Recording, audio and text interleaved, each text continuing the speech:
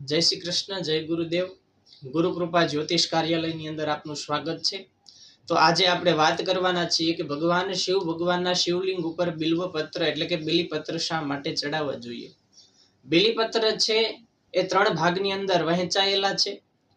બિલ્વાષ્ટકમ નામનું એક સ્તોત્ર છે, એની અંદર ભગવાને કીધું છે કે મૂલતો બ્રહ્મ રૂપાય, મધ્યતો વિષ્ણુ રૂપિણે, અગ્રતઃ શિવ રૂપાય એકમ બિલ્વમ શિવાર્પણમ. કે મૂળની અંદર ભગવાન બ્રહ્માજીનો વાસ છે, મધ્ય સ્થાનની અંદર ભગવાન વિષ્ણુ ભગવાનનો વાસ છે અને આગળ છે એ ભગવાન શિવ ભગવાનનો વાસ છે. શાસ્ત્રની દ્રષ્ટિએ 3ની સંખ્યા એ બહુ શુભ માનવામાં આવે છે. જગતના મુખ્ય દેવો છે એ 3 છે, ભગવાન બ્રહ્મા, વિષ્ણુ, મહેશ.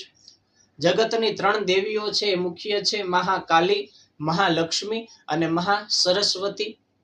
ભગવાન શિવ ભગવાનનું ત્રિશુલ જે છે એની અંદર પણ 3 શૂળ છે, એટલે જ ભગવાનનું ત્રિશુલ કહેવામાં આવે છે. પછી જોઈએ તો 3 ગુણ છે, સત્વગુણ, રજોગુણ અને તમોગુણ. ભગવાન છે એમના 3 નેત્ર છે શિવ ભગવાનના, એટલે જ ત્રિનેત્ર ભગવાનને કહેવામાં આવે છે. અને એક શ્લોકમાં કીધેલું છે ત્રિદલમ ત્રિગુણાકારમ ત્રિનેત્રમ ચ ત્રયાયુધમ ત્રિજન્મ પાપ સંહારમ એક બિલ્વમ શિવાર્પણમ. આ 3 સંખ્યા જે છે એ ધારણ કરતું જે ભગવાનનું બિલીપત્ર છે એ આપણા 3 જન્મોના પાપનો સંહાર કરે છે.